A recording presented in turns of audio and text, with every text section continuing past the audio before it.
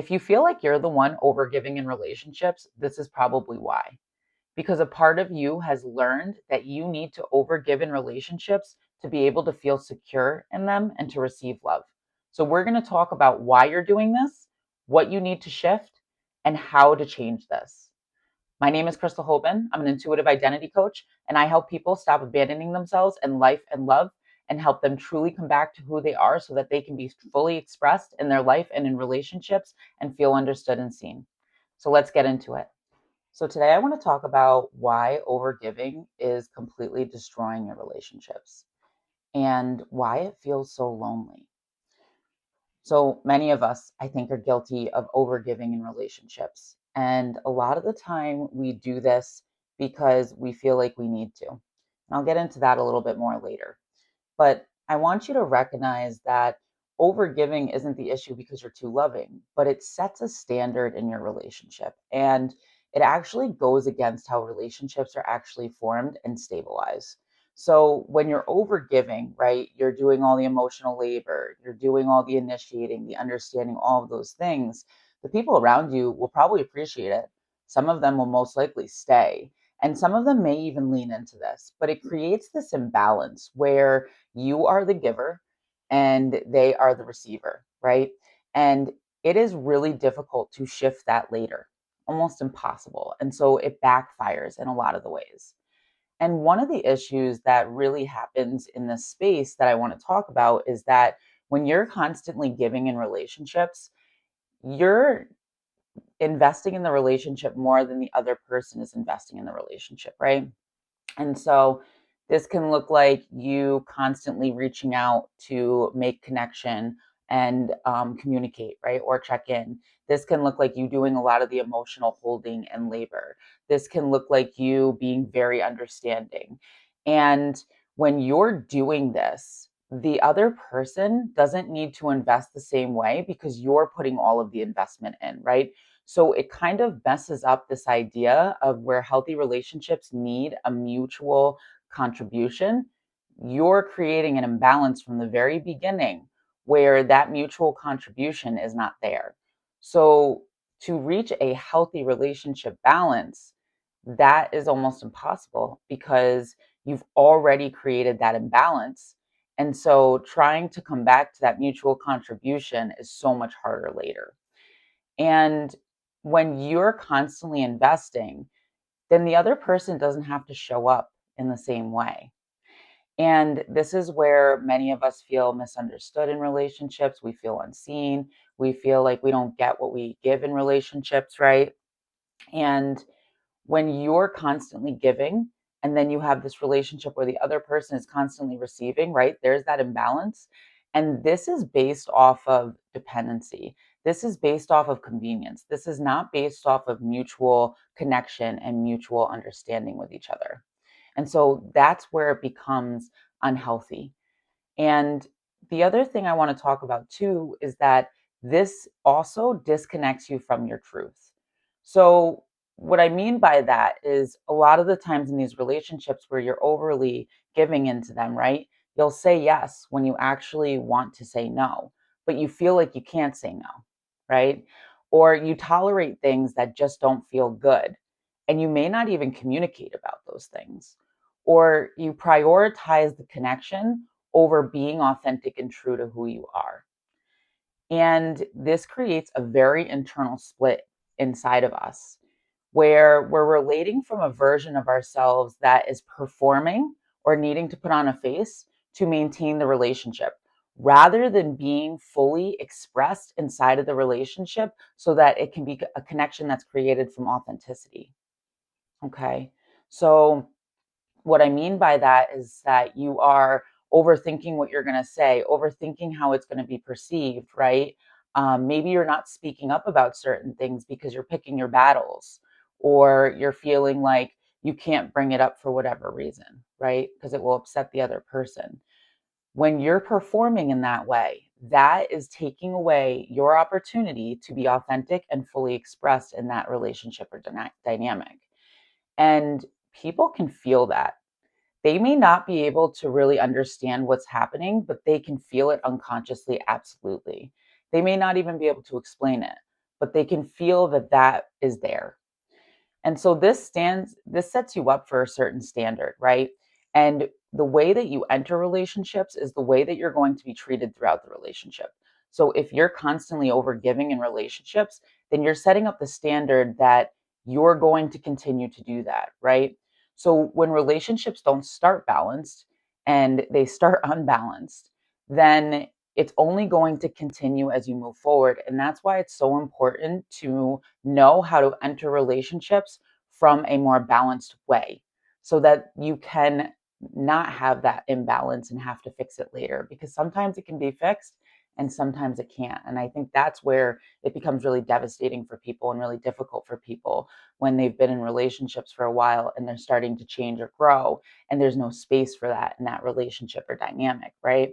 So if you kind of lead with this space of, I'll do more in the relationship, I'll understand more in the relationship, I need less, that is the standard that you are creating for the lifetime of this relationship. And it's this unspoken agreement that you're creating. And a lot of the times we don't even realize that we're doing it. So when you want to go back and you want to actually rebalance the relationship, maybe you've grown, maybe you've changed, right? Maybe you're becoming healthier. So you're wanting healthier relationships around you. And you want to go back and make that shift in that relationship, it feels like to the other person that you change the rules. And that's what causes the frustration and the anger responses from the other person when you start to try to rebalance the relationship and you start actually showing up authentically and as you truly are. And it's because they feel like you've changed because you did, right? And so you're changing the dynamic, and that's uncomfortable for the other person. That can feel really difficult. And that's a lot of times why when we start setting boundaries and we start, moving through relationships differently, maybe not giving as much, maybe not answering as much, maybe like taking more care of ourselves, the other person can get very angry or frustrated or lash out at us because they feel like you've changed, and you have. But with your change, you're changing the dynamic, and that's affecting them. And that is a space of growth that they need to move through. And that can feel really difficult for people on the other side of this, right? The receivers, in regards to what we're talking about today. I want to also mention that this overgiving aspect is driven by fear. This is not driven by love. And this is a part that a lot of people really struggle to admit, where it's actually rooted in these beliefs of, if I give enough, then they won't leave me, right? There's that fear of abandonment. I have to earn love to receive it, right? That feeling that I'm not good enough or that I don't deserve just from being. This idea that my needs are too much and other people won't meet them, right? Or if I do this, then I'll lose them, coming back to that kind of abandonment wound. And so giving fully is a way, there's a way to do that where you can do that from being fully expressed, right? But you have to recognize that there's a way of doing that when you're overdoing that and it's causing this dynamic.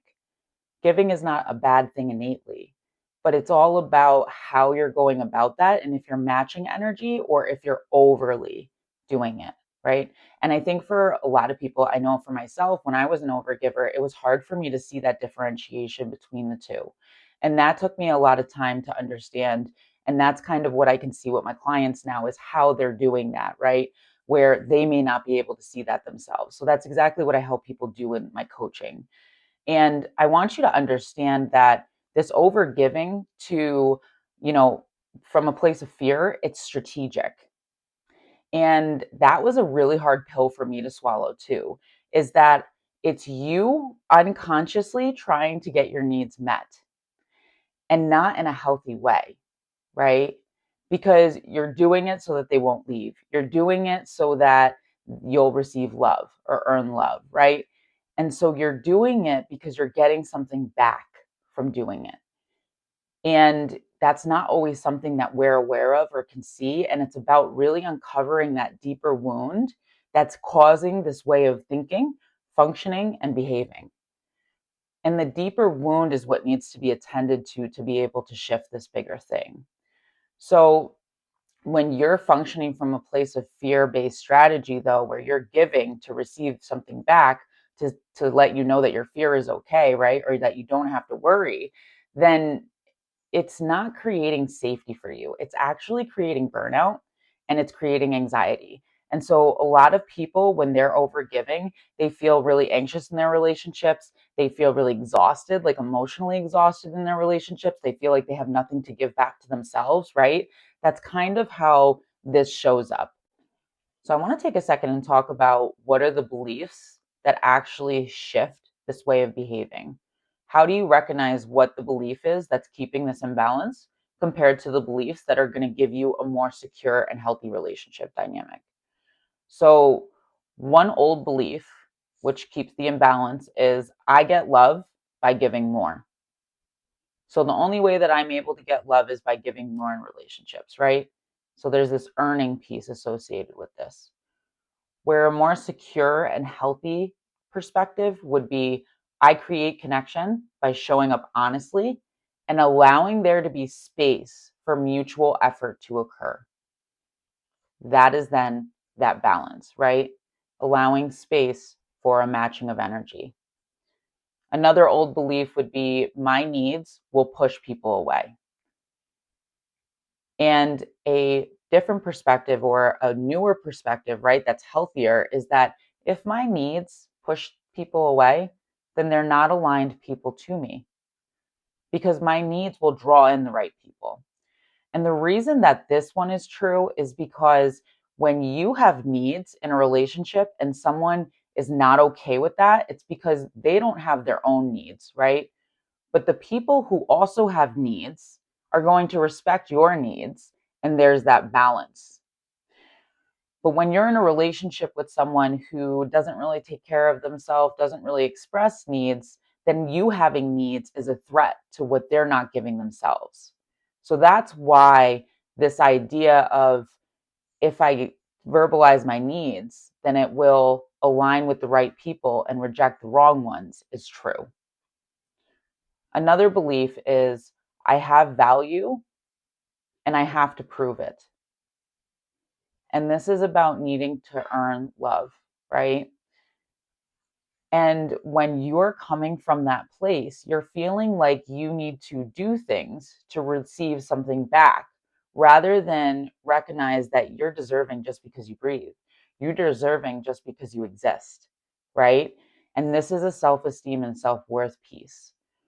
And the new belief would be my presence has value without performance. I don't need to perform for love. I am worthy because I exist, right? And so that's a much deeper self worth piece that needs to be shifted or wound, and usually comes from a place of not feeling good enough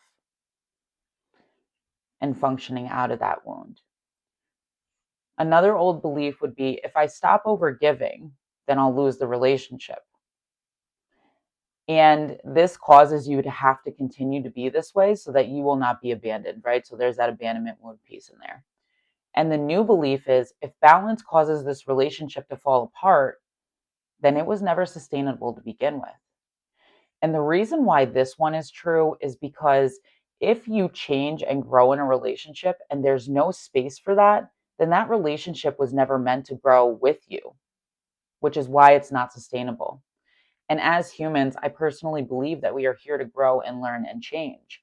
And so if certain relationships can't hold that with you, then they were never meant to move with you into that growth and change that you are making. And it doesn't have the space for it, right? So the things that actually work instead of overgiving and creating this imbalanced relationship, it's not about caring less, okay? It's not about not caring at all. It's not about being selfish. It's about you learning to become relationally honest in how you are moving through your relationships. So this looks like you being able to give space to people and let them show up as exactly who they are and seeing them for exactly what things are, not what you want them to be, not what you think they are, and not what you believe the potential could be, but for what they actually are. And I see that this is a blind spot for a lot of people, which is where I help a lot of people in my coaching because they can't always see that piece because they're often caught in their own idea of what things should be or things of what things could be rather than what they're actually seeing in front of us.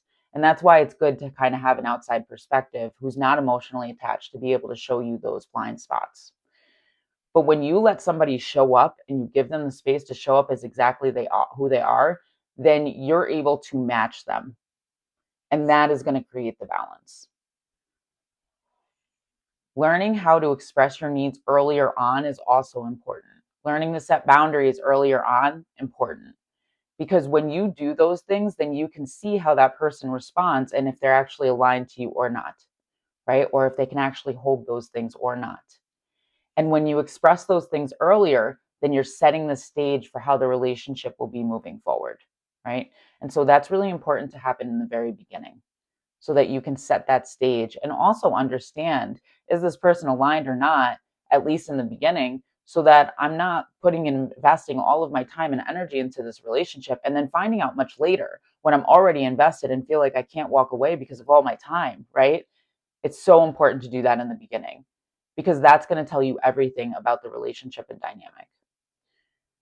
Another thing that works is tolerating and learning to tolerate the discomfort of not over functioning.